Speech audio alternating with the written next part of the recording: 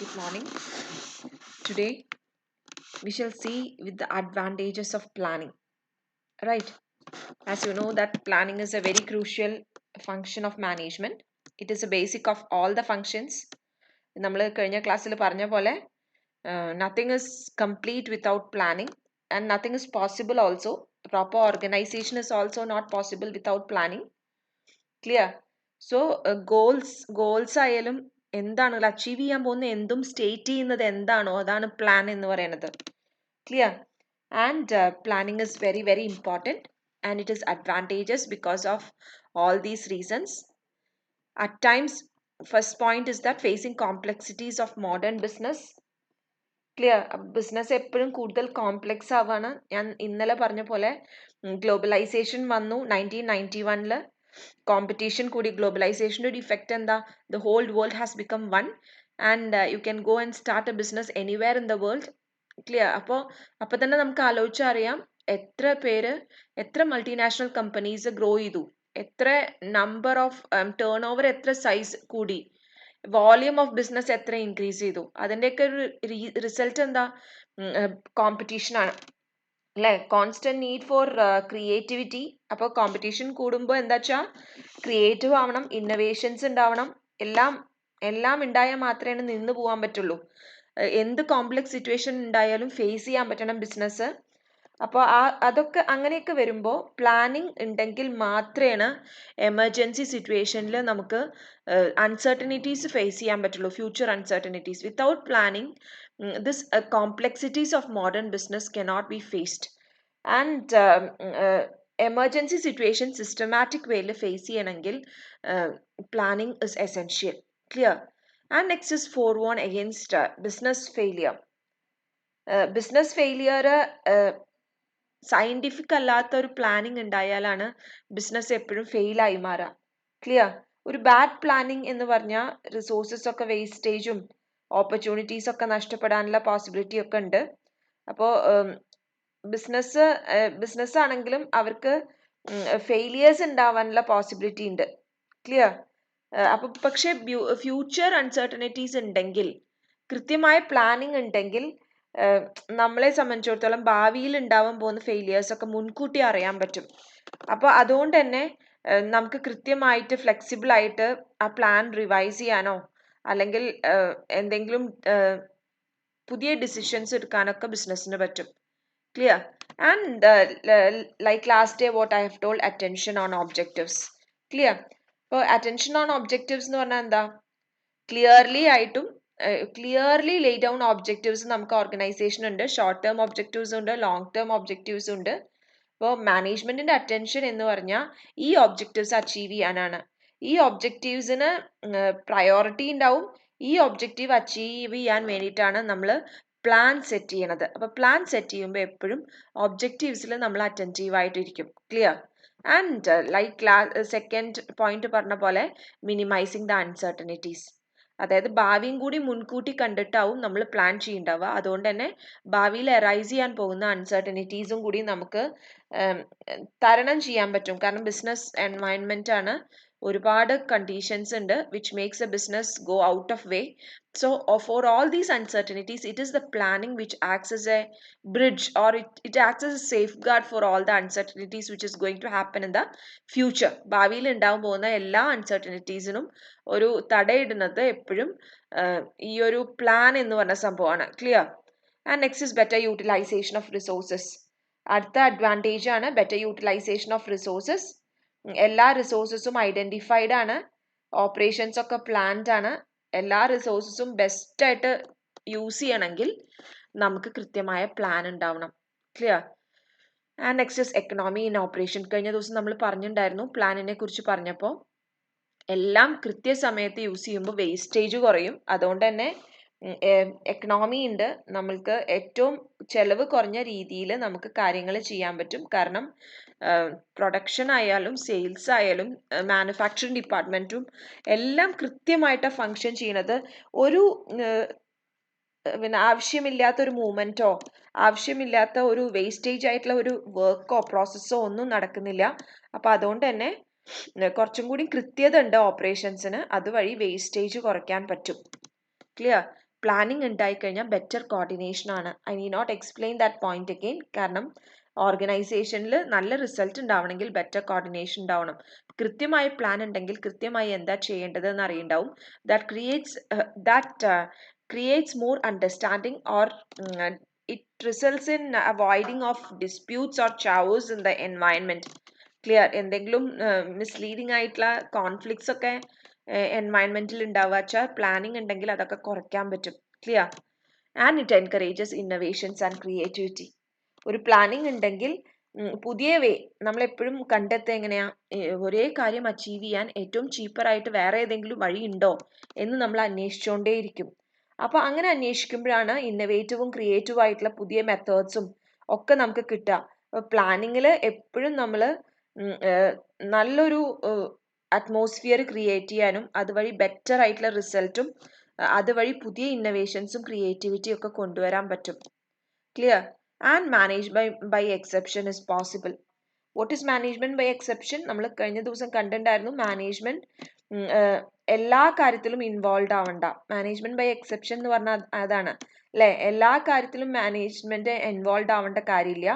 എല്ലാ കാര്യങ്ങളും നന്നായി പോകണ്ടെങ്കിൽ മാനേജ്മെന്റിന് ഇമ്പോർട്ടൻ്റ് ആയിട്ടുള്ള കാര്യത്തിൽ മാത്രം ഇൻവോൾവ് ആയാൽ മതി. ക്ലിയർ? അപ്പോൾ പ്ലാനിങ് ഉണ്ടെങ്കിൽ ഒബ്ജക്റ്റീവ്സ് ഫിക്സ് ചെയ്തതാണ്, എല്ലാവർക്കും കൂടിയിട്ട് ആ ഒബ്ജക്റ്റീവ്സ് അച്ചീവ് ചെയ്യാൻ എളുപ്പമാണ്. അപ്പം മാനേജ്മെന്റിന് എപ്പോഴാണോ കണ്ടീഷൻസ് മോശമാവണം അപ്പം മാത്രം ഇടപെട്ടാൽ മതി. ക്ലിയർ? ഈ മാനേജ്മെന്റ് ബൈ എക്സെപ്ഷൻ ഇൻട്രൊഡ്യൂസ് ചെയ്യുന്നതോട് കൂടിയിട്ട് മാനേജർക്ക് കൂടുതൽ സമയം പ്ലാൻ ചെയ്യാൻ കിട്ടുകയാണ്. അതായത് അവരുടെ സമയം വേസ്റ്റേജ് ആയി പോകുന്നില്ല. കാരണം അവർക്ക് ഇമ്പോർട്ടൻ്റ് ആയിട്ടുള്ള കാര്യങ്ങളിൽ ഡിസിഷൻ എടുക്കാനുള്ള ടൈം കിട്ടണു. അതുവഴി അവരുടെ പ്ലാൻ ഏറ്റവും നന്നാക്കാനും പറ്റുന്നുണ്ട്. And next facilitates the controlling and planning. രണ്ടും പിന്നെ ഒന്നിനൊന്ന് ചേർന്ന് കിടക്കുന്ന സംഭവങ്ങളാണ്. പ്ലാനിങ്ങിന് സെറ്റിംഗ് ഒബ്ജക്റ്റീവ്സ് ആണ്. ക്ലിയർ? അപ്പോൾ പ്ലാനിങ്ങിൽ നമ്മൾ സ്റ്റാൻഡേർഡ്സ് ഫിക്സ് ചെയ്യും. കൺട്രോളിങ്ങിൽ എന്താ ചെയ്യണത്? ഈ ഡീവിയേഷൻസും ഈ സ്റ്റാൻഡേർഡുമായിട്ട് നമ്മുടെ ആക്ച്വൽ വർക്ക് കമ്പയർ ചെയ്യും. If there is any deviations it is corrected in the controlling. So planning and controlling always lays side by side, and it is also a big advantage. Controlling is possible only because of planning. Clear? So it facilitates the controlling process. So these are the advantages of planning, and let us speak about the limitations of planning today. So first one is lack of reliable data. പലപ്പോഴും നമുക്കറിയാം പിന്നെ facts and ഫിഗേഴ്സിനെ വെച്ചിട്ടാണ് നമുക്ക് നല്ല plan ഉണ്ടാക്കുക. അപ്പോൾ പക്ഷേ നമ്മൾക്ക് കിട്ടിയിട്ടുള്ള ഡാറ്റ കറക്റ്റ് അല്ലെങ്കിൽ നമ്മുടെ പ്ലാൻ മോശമായി പോവും. അങ്ങനെ വരുമ്പോൾ നമ്മൾ അൺറിലയബിൾ ആയിട്ടുള്ള ഒരു പ്ലാൻ ആണ് നമ്മൾ ഉണ്ടാക്കുക. അപ്പോൾ that is also a very big disadvantage of planning. And difficulty in setting the best alternative. നമ്മളിപ്പോൾ ഒരു കോഴ്സ് ചെയ്യുകയാണെങ്കിലും ചിലപ്പോൾ നിങ്ങൾക്ക് ടാലൻറ്റ് ഒരു കോഴ്സിലാവും, നിങ്ങൾ ഫൈനലി തിരഞ്ഞെടുക്കുക വേറൊരു കോഴ്സാണെങ്കിൽ അത് വലിയൊരു ഫെയിലിയർ ആണ്. അതേപോലെ തന്നെയാണ് ഒരുപാട് പ്ലാൻസ് ഉണ്ടാവും, പക്ഷേ എടുക്കുന്ന പ്ലാൻ അല്ലെങ്കിൽ സെലക്ടിങ് ദ കുറേ ചോയ്സസ് ഉണ്ടാവും. ആ ബെസ്റ്റ് ഓൾട്ടർനേറ്റീവ് നമ്മൾ സെലക്ട് ചെയ്തിട്ടില്ലെങ്കിൽ ആ പ്ലാന് മുഴുവൻ വേസ്റ്റ് ആണ്. Clear? And difficulty in taking quick decision. ചില സമയത്ത് ക്വിക്ക് ഡിസിഷൻ നമ്മൾ എടുക്കേണ്ട ആവശ്യമുണ്ട്. ക്വിക്ക് ഡിസിഷൻസ് എടുക്കേണ്ട ആവശ്യമുണ്ട്. സഡൻ ഡെവലപ്മെന്റ്സ് ഉണ്ടാവും. അതായത് ചില സമയത്ത് മുൻകൂട്ടി അറിയാൻ പറ്റാത്ത പല കണ്ടീഷൻസും നമുക്ക് വരാം. അപ്പം അതിനൊക്കെ പെട്ടെന്ന് ഡിസിഷൻ എടുക്കണം പറ്റണം.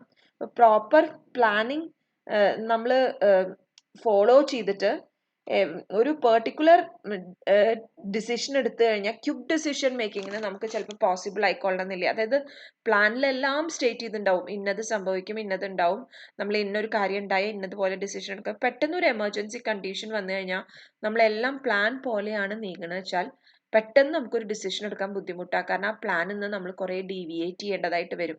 Clear? And this planning is a highly time consuming process. Clear? പ്ലാനിങ്ങിൻ്റെ എപ്പോഴും പ്രാക്ടിക്കൽ യൂട്ടിലിറ്റി നഷ്ടപ്പെടുന്നത് അതിന് അത്രയും സമയം എടുക്കുന്നു എന്നുള്ളതുകൊണ്ടാണ്. ക്ലിയർ? അപ്പോൾ ഈ ഒരു പ്ലാനിങ്ങിൻ്റെ ടൈം ഡിലേ ഒരുപാട് ഓപ്പർച്യൂണിറ്റീസ് നമുക്ക് നഷ്ടപ്പെടുത്തും. കാരണം പ്ലാൻ ചെയ്തൊക്കെ വരുമ്പോഴേക്കും നമ്മുടെ മാർക്കറ്റ് തന്നെ നമ്മുടെ കയ്യിൽ നിന്ന് പോയിട്ടുണ്ടാവും. സോ ടൈം ഭയങ്കര ഇമ്പോർട്ടൻ്റ് ആണ്. അഡ്വാൻസ് പ്ലാനിങ് നമുക്ക് ഏറ്റവും സ്പീഡപ്പ് ചെയ്ത് പ്ലാൻ ചെയ്യാൻ പറ്റണം. ക്ലിയർ? അതൊരു വലിയ ഡിസഡ്വാൻറ്റേജ് ആണ് പ്ലാനിങ്ങിൻ്റെ time consuming. And next is planning. വലിയ വലിയ ഓർഗനൈസേഷനെ സംബന്ധിച്ചിടത്തോളം പിന്നെ പ്ലാനിങ് കൊണ്ട് നടക്കാൻ അത്ര ബുദ്ധിമുട്ടുള്ള കാര്യമില്ല. പക്ഷെ ചെറിയ ഓർഗനൈസേഷൻസ് സർവൈവ് ചെയ്യണമെങ്കിൽ planning is very very expensive. കാരണം ഇൻഫർമേഷൻ ഗ്യാദർ ചെയ്യണം, അത് ടെസ്റ്റ് ചെയ്യണം, അതിനൊക്കെ ഒരുപാട് പൈസ ആവശ്യമുണ്ട്. അപ്പോൾ എക്സ്പെൻസസ് ഒക്കെ വളരെ അധികം ആയതുകൊണ്ട് ചെറിയ കൺസേൺസിന് പ്ലാനിങ് എല്ലാ രീതിയിലും അത് ഫുൾ ഇഫക്റ്റീവ്ലി നടത്താൻ പറ്റില്ല. So long term planning is A luxury because of heavy expenses. Clear? അപ്പോൾ ആ ഒരു ഹെവി എക്സ്പെൻഡിച്ചർ നമുക്ക് മനസ്സിലാക്കാൻ പറ്റണം. കാരണം ആ എക്സ്പെൻഡിച്ചറിനേക്കാളും കൂടുതൽ ഇൻകം കിട്ടാൻ പറ്റുമെന്നുണ്ടെങ്കിൽ മാത്രമേ അത്രയും എക്സ്റ്റെൻസീവ് ആയിട്ടുള്ള രീതിയിൽ പ്ലാൻ ചെയ്യാൻ പാടുള്ളൂ. And next external factors may reduce the utility. ഇപ്പോൾ ഇന്റേണൽ ഫാക്ടേഴ്സ് മാത്രമല്ല, എക്സ്റ്റേണൽ ഫാക്ടേഴ്സും ഉണ്ട് പ്ലാനിങ്ങിനെ എഫക്റ്റ് ചെയ്യണത്. ഈ ഫാക്ടേഴ്സ് എക്കണോമിക് ആവാം, സോഷ്യൽ ആവാം, പൊളിറ്റിക്കൽ ആവാം, ടെക്നോളജിക്കൽ ആവാം, or it can be legal also. Clear? അപ്പോൾ ഇതൊക്കെ യൂട്ടിലിറ്റി നഷ്ടപ്പെടുത്താൻ ഒരു പോസിബിലിറ്റി ഉണ്ട്. ഇപ്പോൾ കാരണം ഇത് നമ്മളെ സംബന്ധിച്ചിടത്തോളം നാഷണൽ ഇന്റർനാഷണൽ ക്ലൈമറ്റ് ഒക്കെ, അതായത് നമ്മൾ എന്തെങ്കിലും ഒരു ഡിസിഷൻ, പുറത്തുനിന്നുള്ള ഡിസിഷൻ നമ്മളെ ഹാം ചെയ്യുന്ന ഡിസിഷൻസ് ആണെങ്കിൽ, അതായത് അപ്പോൾ ആ ഒരു പ്ലാനിന്റെ യൂട്ടിലിറ്റിയെ നഷ്ടപ്പെടും. ചില സമയത്ത് പെട്ടെന്ന് ഒരു പൊളിറ്റിക്കൽ ചേഞ്ച് വന്നാൽ നമ്മുടെ ബിസിനസിന്റെ കണ്ടീഷൻസ് ഒക്കെ മാറും. അപ്പോൾ ആ എക്സ്റ്റേണൽ കണ്ടീഷൻസ് മാറുന്നതിനനുസരിച്ച് നമ്മുടെ പ്ലാനിലും മാറ്റം വരുത്തും. പുതിയൊരു എക്സ്പോർട്ട് ഇമ്പോർട്ട് പോളിസി വന്നു കഴിഞ്ഞാൽ ഗവൺമെന്റ് നിഷ്കർഷിക്കുന്ന മാറ്റങ്ങൾ നമ്മുടെ പ്ലാനിലും കൊണ്ടുവരാൻ നമുക്ക് പറ്റണം. അപ്പോൾ ചിലപ്പോൾ പ്ലാൻ ഫിക്സ് ചെയ്തിട്ടുള്ളത് ആ ഒരു പോളിസിയെ ഉദ്ദേശിച്ചിട്ടാവും. അപ്പോൾ പോളിസിയിൽ മാറ്റം വരുമ്പോൾ നമുക്ക് ആ പ്ലാൻ കണ്ടിന്യൂ ചെയ്യാൻ പറ്റില്ല. ആൻഡ് സഡൻ എമർജൻസീസ്, നമ്മൾ നേരത്തെ പറഞ്ഞ പോലെ ഒക്കെ പ്ലാൻ ചെയ്ത് വെച്ച് കഴിഞ്ഞാൽ പെട്ടെന്നൊരു എമർജൻസി ഉണ്ടാവുമ്പോൾ നമുക്ക് ആ എമർജൻസിക്ക് അനുസരിച്ച് മാറാൻ കുറച്ച് ബുദ്ധിമുട്ടാണ്. ആൻഡ് റെസിസ്റ്റൻസ് ടു ചേഞ്ച്, ഇതിന്റെ കണ്ടിന്യൂവേഷനാണ്. പലപ്പോഴും നമുക്ക് ചേഞ്ച് താല്പര്യം ഉണ്ടാവില്ല, കാരണം അതൊരു പ്ലാനിങ്ങിന്റെ ലിമിറ്റേഷൻ ആണ്. ക്ലിയർ? ഒരു സൈക്കോളജിക്കൽ ബാരിയർ ആണ്. Most people have more regard for the present than for the future. Clear? ഇപ്പോഴത്തെ കാര്യങ്ങളാണ് കൂടുതൽ എല്ലാവർക്കും താല്പര്യം ഭാവിയേക്കാളും. അതൊരു സൈക്കോളജിക്കൽ ഇതാണ്. അപ്പോൾ പ്രസന്റ് ആണ് കൂടുതൽ സെർട്ടൈൻ ദാൻ ദ ഫ്യൂച്ചർ. അപ്പോൾ so there will be resistance to change. എപ്പോഴും ഒരു ചേഞ്ച് ചെയ്യാൻ ഒരു വിമുഖത എല്ലാവരുടെ ഭാഗത്തുനിന്നും ഉണ്ടാവും. നിങ്ങൾക്കും ആലോചിച്ചറിയാം, ഓൺലൈൻ ടീച്ചിങ് ആയപ്പോൾ വന്നിട്ടുള്ള മാറ്റം. ഓൺലൈൻ ടീച്ചിങ് ഇത്രയും ഇങ്ങനൊരു കണ്ടീഷൻ വന്നപ്പോഴാണ് ചേഞ്ച് ആയി. അതുവരെ നമ്മൾ ഓൺലൈൻ ടീച്ചിങ്ങിനെ കുറിച്ച് ചിന്തിച്ചിട്ടേ ഇല്ല. So always there is a resistance to change when planning is implemented. Right? So we shall see in the next class the principles of planning and steps in planning. Okay, take care. Bye bye.